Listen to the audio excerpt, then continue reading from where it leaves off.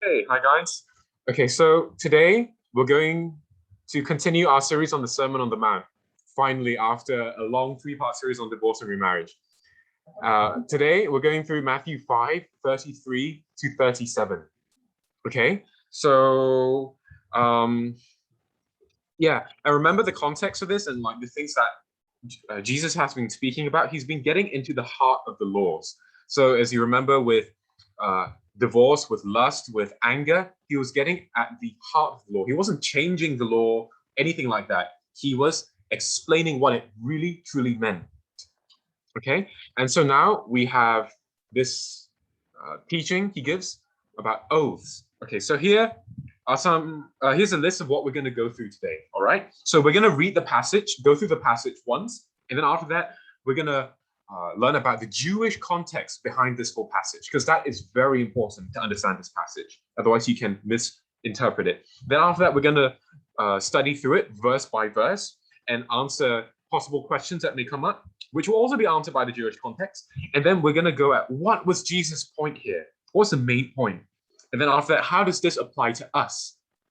Okay, and then we're going to, after reading, after studying all that, we're going to read through the passage one more time with all that information in mind. And then after that, you can ask more questions. And yeah, all right. Slow down because when we're gonna put this on 2x speed on YouTube, it's gonna be weird. Lol. Okay. Okay. I mean, then you can put at 1.75, but yeah. Then I'll try and speak. We'll see. We'll see. Okay. So, okay, let's read through this. Emmanuel, can you read this for us? 33 to 37. Whatever's. All right. Okay. So it says, again, you have heard that it was said to those of old, you shall not falsely swear, but shall perform to the Lord what you have sworn. But I say to you, do not take an oath at all, either by heaven, for it is the throne of God, or by the earth, for it is his footstool, or by Jerusalem, for it is the city of the great king. And do not take an oath by your head, for you cannot make one hair white or black. Let what you say simply be yes or no. Anything more than this comes from evil. Okay, great. Now, everyone, for visual people, can read it. Well, let me know when you're done. Just thumbs up or something. Done. Done? Everyone good? Good? On Zoom, you guys good? Okay. In that case, all right. So let's go. Now I'm going to read it. Okay. Again, you have heard that it was said to those of old. Okay, to those of old, that means the people in the past, right? The ancestors, that you shall not swear falsely, but shall perform to the Lord what you have sworn. Now, what is this? It's another of these commands and laws given by the law of Moses. But I say to you, do not take an oath at all, either by heaven, for it is the throne of God, or by the earth, for it is his footstool, or by Jerusalem, for it is the city of the great king. And do not take an oath by your head, for you cannot make one hair white or black. Let what you say be simply yes or no. Anything more than this comes from evil. Now, I think one question that seems to pop up, maybe not for you, but at least for me, I think one question that can really pop up is, does that mean we can't take oaths at all? Is that what this is saying? Are you guys asking that? Do you guys wonder that? I don't know about you, but Not really though. This can appear because he says to you, he says here, but I say to you, do not take an oath at all. So does that mean that we can't make any oaths? Okay, so if we read on, he says, either by heaven for the throne of God. So we know that it's not that. It's by these things that we do not take an oath. And to really understand this, let's go through the Jewish context. So what command, what law is this? Don't take promises you probably won't be able to. Well, okay, so yeah, we're going to first answer that question of, does it mean that we can't even take an oath at all? And the answer is no. And why? Because there are many passages in the Bible where in the Old Testament, okay, because remember, Jesus is speaking to Jews. So unlike us, those people had Old Testament knowledge, some degree of it. They knew what he was talking about. So we need to understand what they're thinking. We need to have their context. All right, so what is that law they were taught from young? Okay, so let's turn to Deuteronomy 6:13. Okay, for example, here, this is where God instructs them to, Yeah. hold on, read, yeah, full chapter. It is the Lord your God you shall fear. Him you shall serve, and by his name you shall swear. You shall not go after other gods, the gods of the peoples who are around you. For the Lord your God in your midst is a jealous God. Okay, so not only are we not only have the Israelites been commanded to swear by God, but only by him, in fact, only swear by God. And another verse would be Deuteronomy 10:20.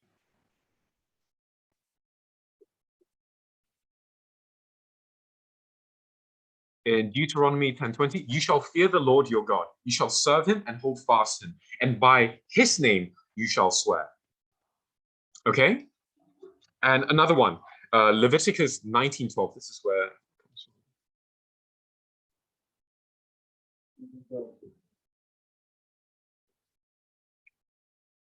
you shall not steal, you shall not deal falsely, you shall not lie to one another, and you shall not swear by my name falsely, and so profane the name of your God. I am the Lord. So what do we learn from these laws? One, yeah.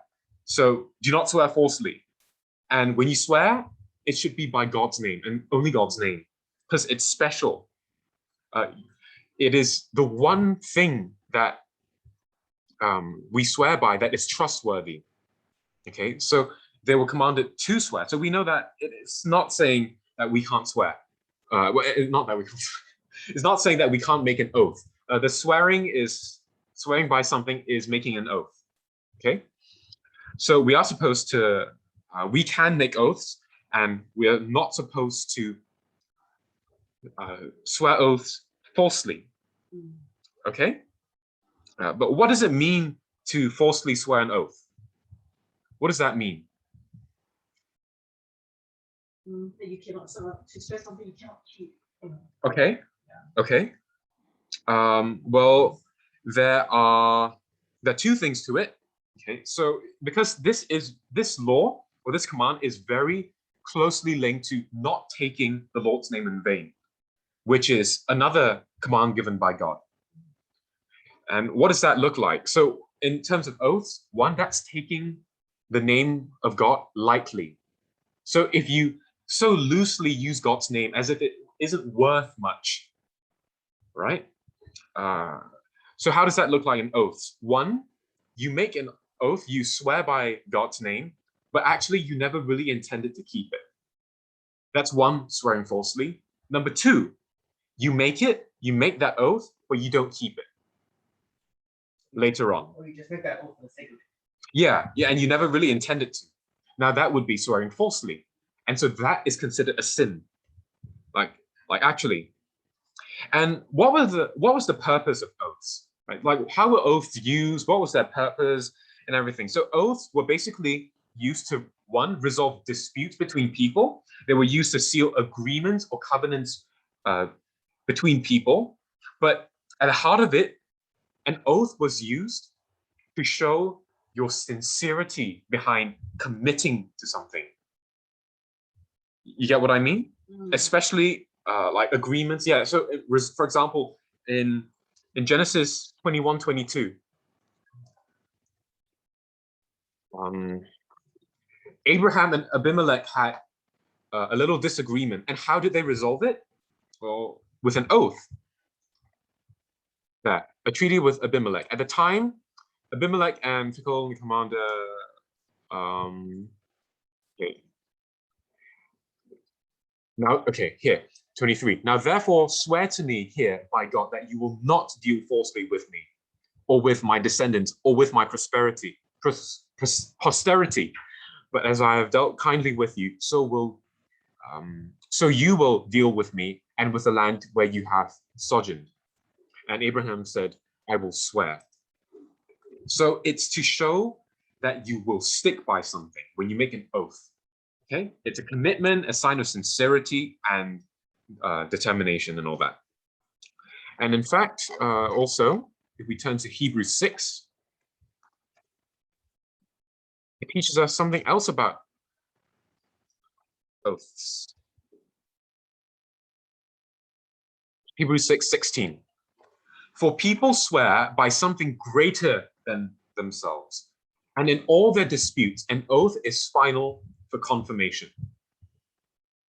Okay, so what do we learn from this verse? One, that when you swear by something greater than yourself. So you can't swear by yourself, but you have to swear by something greater than yourself because then you're accountable to that thing.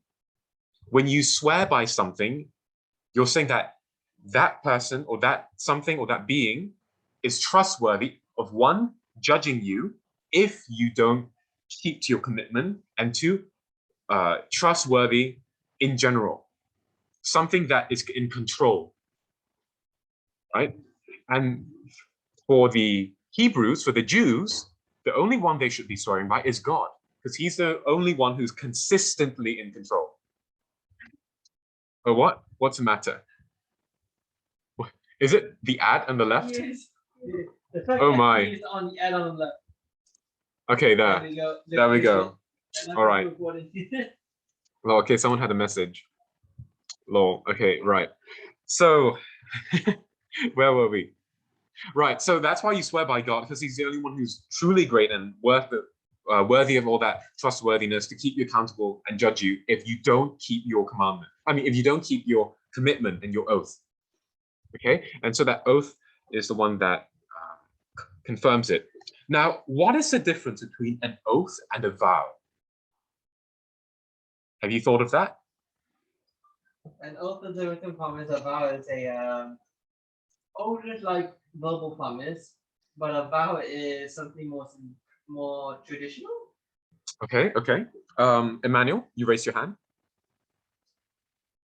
Basically, like a vow is just like saying like agreeing with something about like from marriage. Or the priest asks you, oh, do you keep this wedded wife to be your wife? Blah blah blah blah blah. That nonsense. And you say, I do. So that's like considered a vow. But like in a vow, it's like you make something up to God, and like oath is like I think it's more like to keep. Like I promise you Right. that blah blah blah blah blah. Okay, okay. Well, that's quite close to it. So basically, a vow is a specific kind of oath whereby you commit to do something in return. You commit to do something for God in return for a blessing or a favor.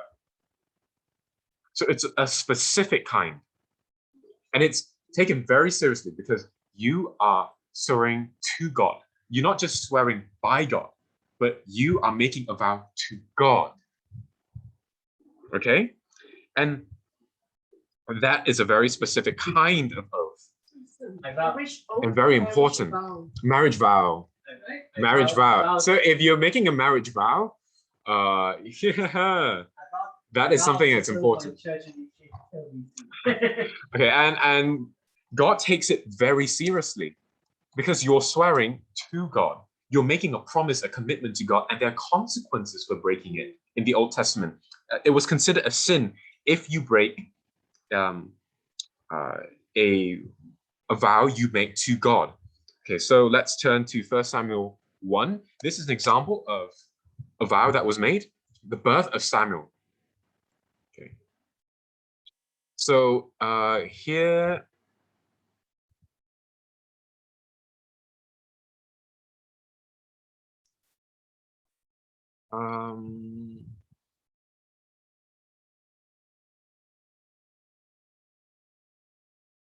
right, okay.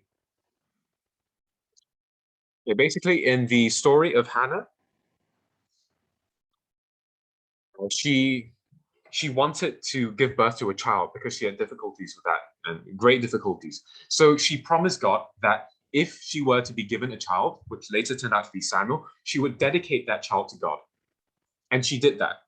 See, so she made a vow to do something in return for a favor or blessing by God.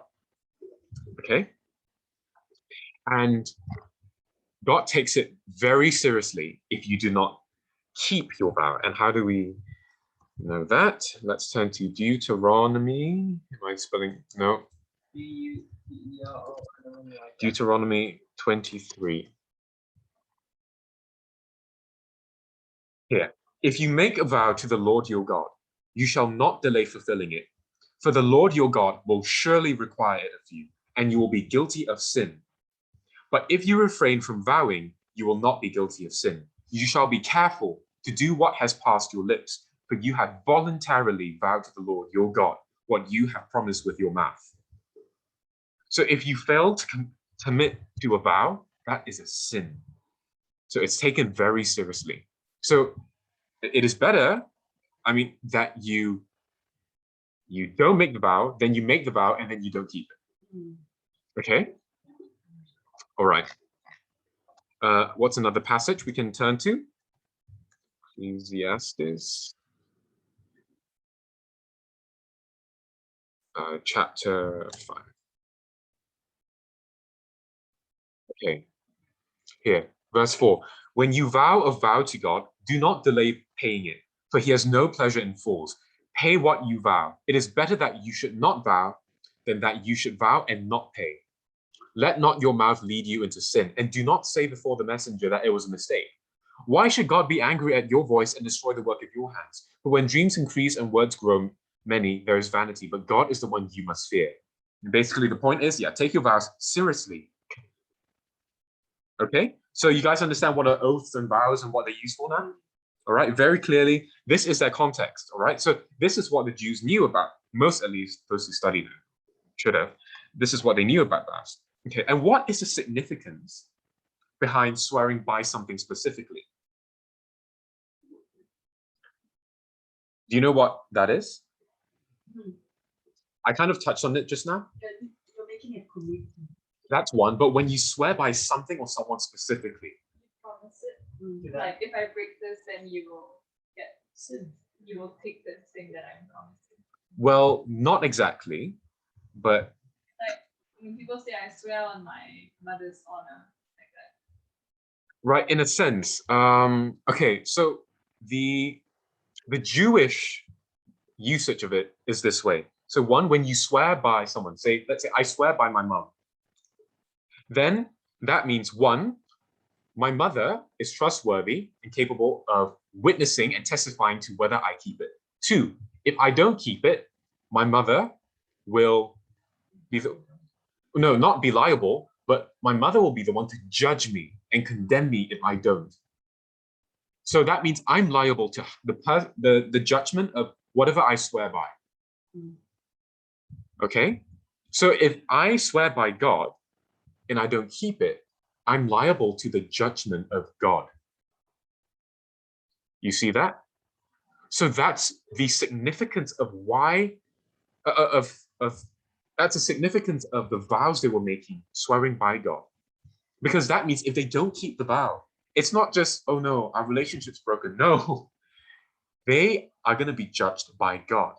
And there are many instances in the Old Testament where people didn't keep the vows and they were punished severely. Or they made a vow very trivially, lightly, and it did not go well for them. For example, Jephthah. So Jephthah was a judge, and he said that, oh, if you help me win this battle, I'll kill the first thing I see when I get home. You know who was the first living thing he saw when he got home? His daughter. And he had to kill her. And he had to sacrifice her to God. So do not take it lightly. Okay? So these vows, you good, Adam? Okay, these vows, these oaths you make, take them very seriously because you're swearing by God. And if you don't, it's a very important thing. And the thing is, this is something we take lightly today. Okay, so now this comes to the problem. This comes to the problem. How did the Jews twist this during Jesus' time? How did the Jews during Jesus' time twist this? With like the crackers with cheese. How did they misuse this concept of swearing by God? So the thing is, during Jesus' time, okay, The Jews as in the Jews in general, Jews as in the rabbis. the Jews in general. Jews Okay, so civilians. yeah, I mean all of them, or Yeah. more specifically the rabbis. Not rabbis, they're called Pharisees. Okay, Um, so how did they do it? Basically, the idea is they weren't so capable of keeping their word. And so what they tried to do is they would swear by everything except for God, so that it would kind of give that oath some importance, like it seemed mighty, like, oh, I swear by the church, I swear by the Pope, I swear by all my family. I swear by my cat. Yeah, but so it still gives the oath like some appearance of like that of trustworthiness, of being trustworthy, but not to the point of swearing to God, so that they could protect themselves from the judgment in case they don't commit it. But you see, the problem that is, they weren't taking their words seriously. They were trying to escape taking their words seriously. And so either they won't make too big a commitment, or they won't make, if they don't make a commitment at all, that's fine. But they make the commitment, but they maybe because they don't really intend to keep the commitment, so they swear by something else except for God. Or to protect themselves in case they don't they don't fulfill what they say, they swear by something apart from God, so that they're not liable to the judgment of God. But you see, they're already thinking of, oh, what if I don't do it? You get what I mean? And that was the problem that Jesus was addressing. Now we look at this. Now that's why he says here, but I say to you, do not take an oath at all, either by heaven, because that's the throne of God anyways, or by the earth, for it is his footstool, or by Jerusalem, for it is the city of the great king. Do not take an oath by your head, for you cannot make one hair white or black. You don't have control over your head. You can't be accountable to your head. You don't have control over it.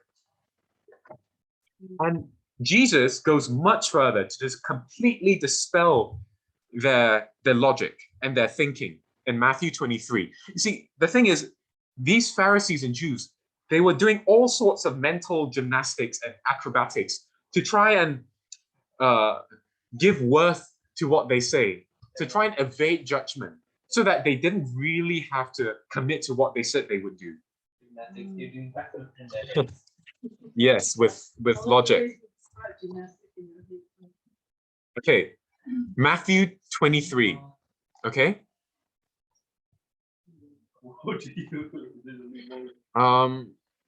Yes, it's a long one.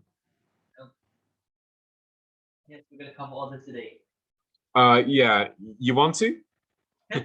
Okay, verse 16. Woe to you, blind guides. Okay, Jesus is saying this. If anyone swears by the temple, it is nothing. But if anyone swears by the gold of the temple, he is bound by his oath. You blind fools, for which is greater, the gold or the temple that has made the gold sacred? And you say, if anyone swears by the altar, it is nothing. But if anyone swears by the gift that is on the altar, he is bound by his oath. You blind men, for which is greater, the gift of the altar, the gift or the altar that makes the gift sacred? So whoever swears by the altar swears by it and by everything on it. And whoever swears by the temple swears by it and by him who dwells in it. And whoever swears by heaven swears by the throne of God and by him who sits upon it. What is his point? The thing is, everything you swear by, everything in the world was created by God, is under the control of God. So whatever you're swearing by, it's the same thing as swearing to God. Well, it should be. It should all be taken seriously. He's dispelling their kind of mental acrobatics and gymnastics that they're using to try and twist this concept of oaths and vows. So what's the point of you doing all this? You're swearing by God anyways. And so he's dispelling that. Them not taking their word seriously. Okay? They were doing all that to escape the accountability from God. And that is what Jesus is addressing here.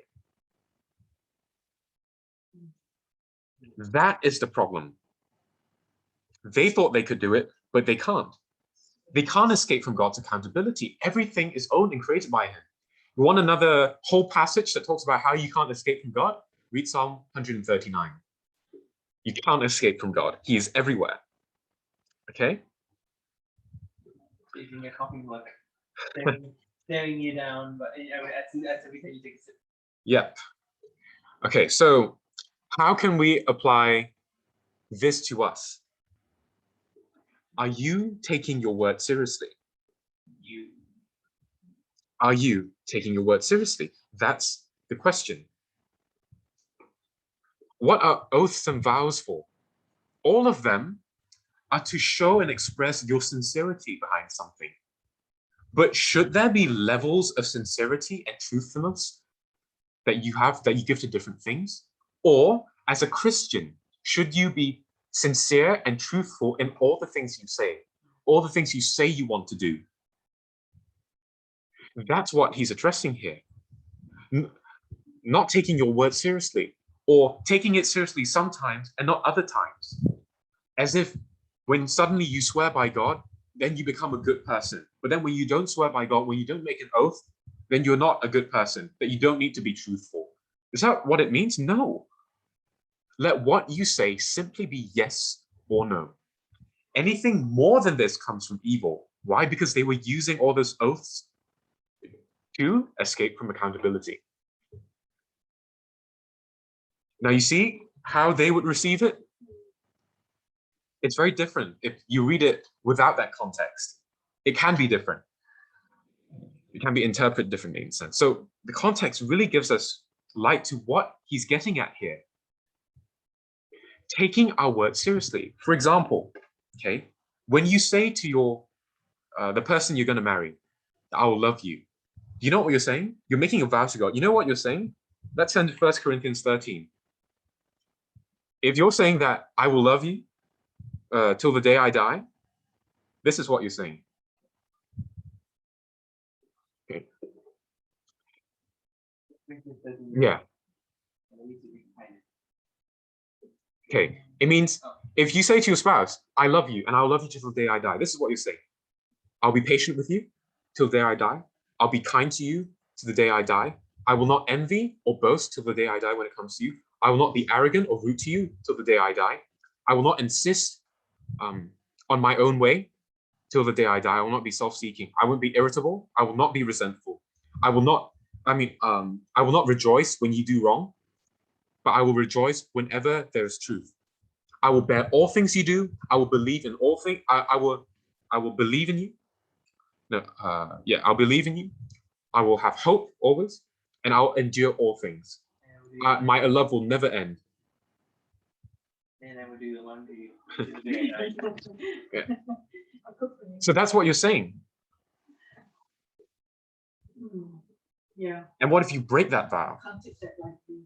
Yeah. So it's not that we shouldn't do any of these things. No, but if you make a vow, take it on an oath, take it very seriously. Okay. But in a sense, if you make the oath and you never really intended to keep it, swearing falsely, basically, or you choose not to later, you give up, that's a sin. And it would be better if you never even made that vow at all. So if you choose to make that commitment, do it. It is a sin not to do it. One is a sin not to love your spouse, and double whammy, it's a sin to break the oath, the vow.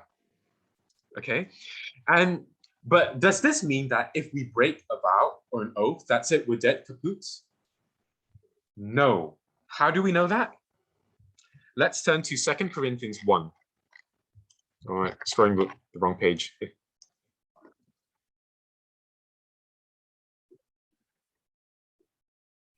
Here, okay.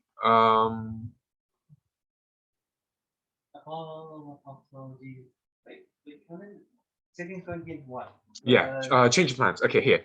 For our boast is this, the testimony of our conscience, that we have behaved in the world with simplicity and godliness, blah, blah, blah. Okay, goes on, and okay. Yeah, I wanted to visit you. on my way to Macedonia and to come back to you from Macedonia and have you send me on my way to Judea? Was I vacillating when I wanted to do this? Do I make my plans according to the flesh, ready to say yes, yes, and no, no at the same time? So what he's saying, so the context is that he wanted to go there and visit them, but he didn't. So does that mean that he doesn't take his word seriously? Right? Because Jesus said just now, let your yes be yes and your no be no. But that's not what Paul did here. He said he would come, but he didn't come. So what does that mean? As surely as God is faithful, our word to you has not been yes and no. For the Son of God, Jesus Christ, whom we proclaim among you, Silvanus and Timothy and I, was not yes and no, but in him it was always yes. So they always wanted to. For all the promises of God, yes, and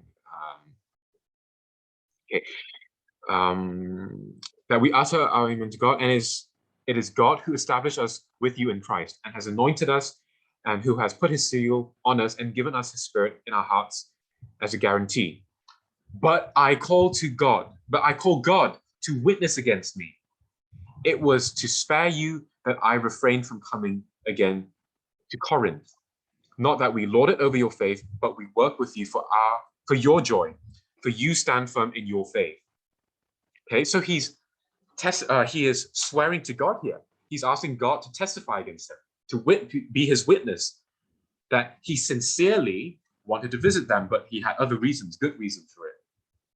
Okay, so again, what is the point of an oath? What is the point of a vow? But more specifically, an oath, it's to show your sincerity behind keeping something. Okay, so remember, that is the point of an oath. So remember and keep in mind that the main point is showing your sincerity. And basically, in the context of this verse, what Jesus is getting at here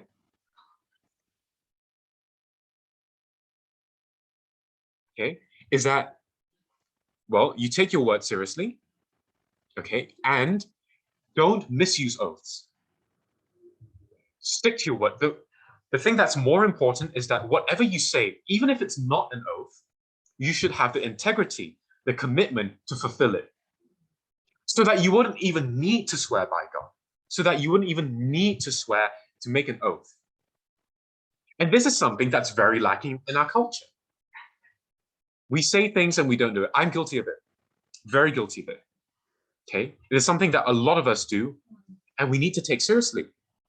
Not only do we neglect doing what we say, but we don't take the concept of keeping our word seriously. How often is this taught anymore? When you say something, honor it. When's the last time you said something and you didn't honor it? Especially when it's something important. I'm going to get this homework done by this time.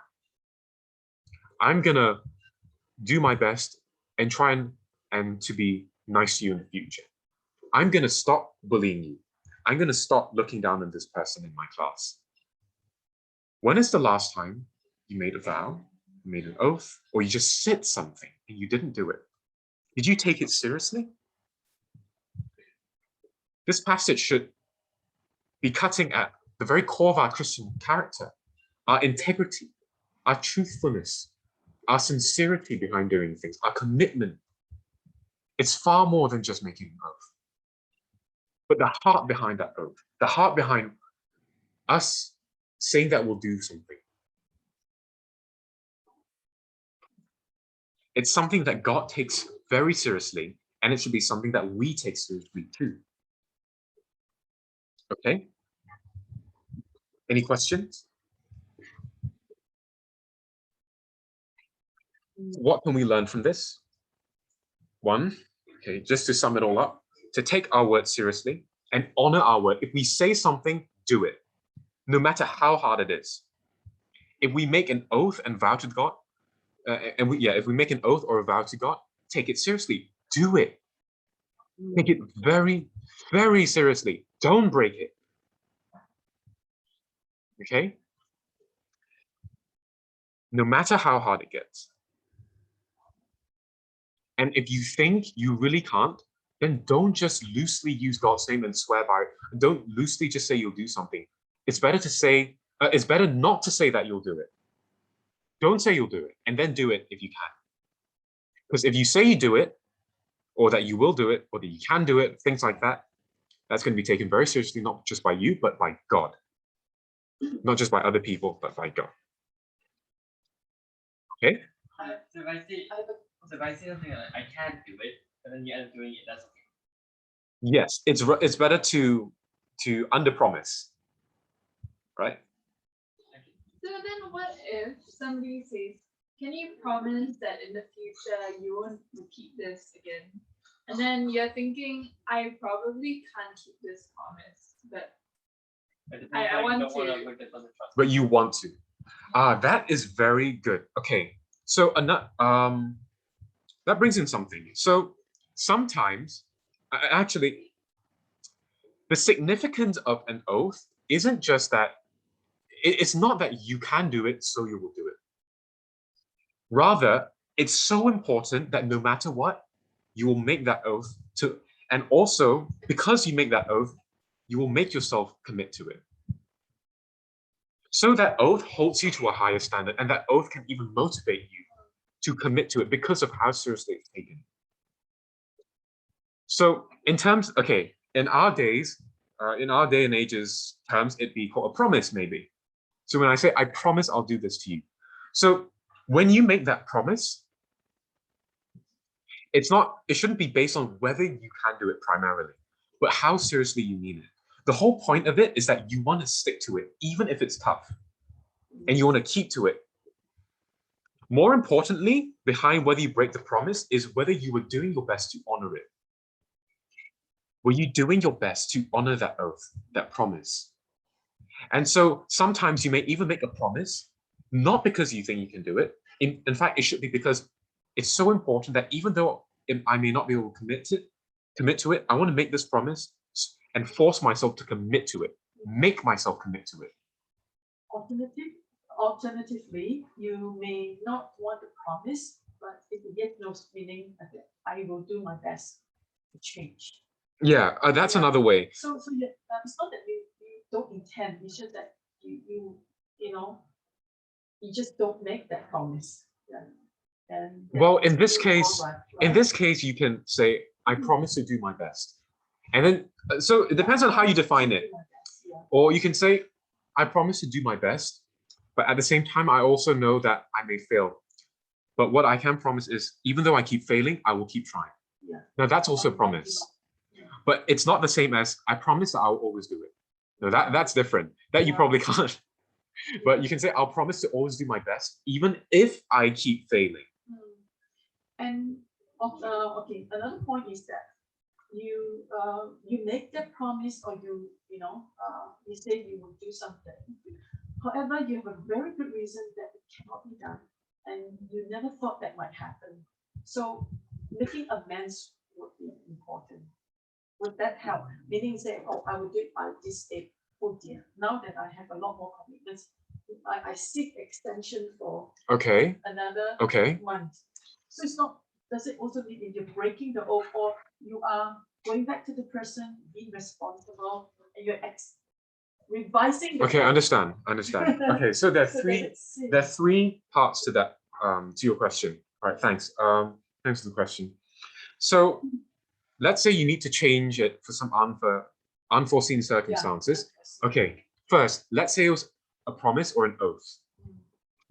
If you swore by God, okay, in fact, in all cases, whether you swore by God or you made a promise to that person, or it wasn't a promise, it is still breaking your word. So we need to acknowledge that it does not justify it. It is still breaking of the word, no matter how good the reason is. What is different is maybe they can understand. But the reason why we make amends should not be because it is okay that oath was broken, or that promise or what we said was broken. Rather, it is because we broke it. So this is us trying to make reparations, make amends, because we have broken it. So yes, we can make amends, but it doesn't justify the breaking. But yes, there's another way to go about it. In such a case, so yeah, it'll be wrong. Especially if it's a formal promise, then it's like formally wrong. even though your heart behind it, you were really doing your best. So then the solution would to repent and to is to say sorry. Yeah, yeah, right. But it does not mean that it's okay. So just to justify that, I mean, just to clarify that. Wait, then Isaac, is Yes. it okay if the promise you made was something that would cause you to sin? For example, like you promise to marry an unbeliever, and then you're like, wait, it's a sin to marry an unbeliever, but I kind of already promised and we're engaged. Okay. That is too complicated a question for me to answer here. Now that would depend on so many things. Like Are other situations where like you made a promise and then you realize, wait, I'll actually need to sin in order to keep it. Okay. Yeah, so there are a lot of context would be necessary to answer. A few principles to stick by, or just throwing out, but just take them lightly. First and foremost is obeying God's will. Okay, there are also some exceptions to such things like life and death. It's possible when it concerns what is right. It depends. Did you sinfully make that vow? There's so many things that would be necessary for the context here, because we also, I mean, on one hand, it can seem like committing to this vow would be sinning against God, would be against God's will. But then, I mean, marrying that unbeliever in that case. But then there are also cases where God had or asked or commanded a person in the Old Testament to marry an unbeliever. Well, not unbeliever, but a sinful Jew. Or like to commit sin, like the prostitute. Not to commit sin, but to No, but like not just marrying unbelievers, but commit any sin. other sin. Like you promise somebody that you would protect them, and that involves lying, for example. Oh, in such a case in lying, if it's a life or death situation, there are circumstances Not where like that, but it's because you promised the person that you would do something, and that involves sinning. Yeah. Okay. And the sinning is really sinning. There's no justification at all. All right. I think a lot of context, too much context will be needed. Yeah. A lot more context. You know, yes, when the sin will cause harm and all that, I would think that don't sin that. No, I don't think that's the only factor. It's possible that even though it's harmful, it may be possible that okay, then you're to do it. And it's not just if it's harmful that makes it a you sin. made a really bad promise. For example, like somebody says, do everything that I say. Like if you love me, you'll do everything I say. Then you Okay. promise, okay, Right. I'll do it. Right. Oh, yes, Emmanuel? Yes, Emmanuel? Yo, I got to go soon. I got to go soon Okay. for dinner. All right. Okay. Goodbye, man. See you. Bye, Emmanuel. Bye. See you, Isaac. See you, Auntie Jill. Hey, yo, Isaac, are you coming on Monday? Maybe not. Wait, we'll chat another time. Yeah, we're recording Okay, this. okay. See you. Goodbye. Okay. Actually, should we stop the recording and then do Q&A? Nah, it's a good question. Okay, so can you just repeat it one more time? So what if you made a bad promise? Like maybe you are an unbeliever when you make the promise, or like you make the promise knowing that like you don't want to keep it, or like it's a bad promise to make. Like you're aware that you may have to. Okay. All right. That's a good question. Can you narrow it down a bit more? But there are like so many different contexts. No, the second part of what you said.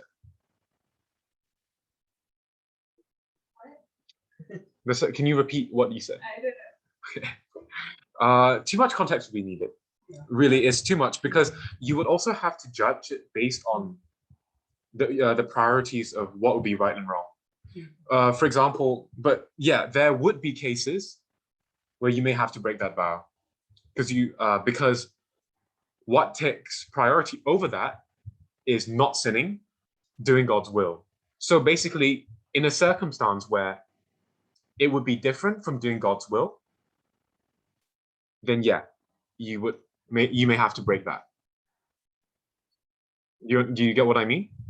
So basically, most of the exceptions would be where it is different from God's will. It is opposing God's will. Yeah, but it's also possible that God may allow certain circumstances of that to happen for His reasons. Excuse me, and we've seen plenty of that in the Old Testament. So it would depend on that. But I hope that answers. Does it answer your question? Where God's will takes precedence, basically, right? And then we have to judge it by individual cases, case by case. Okay. Any more questions? No. Yeah, good. Okay, now let's, well, then that's it. All right, thank you. Let's pray. Let's pray. I'll pray, then you can pray after, at the end. Okay. Thank you, Lord, for this time you have given us to learn about your word, about taking your word seriously. Father, please forgive us for the times we have failed to honor our words, or we have deceitfully said something that we do, but then not even intend to do it. Father, may you please help us change and bear fruits of righteousness, and not of deceit and evil and lack of commitment and all these things. But Father, help us to honor our word, to take our words seriously. When we say we do something, help us do it. Father, please give us the strength, the will, and the conviction to do it. Thank you for this time. May we not just be hearers, but doers of the word. In Jesus' name, amen.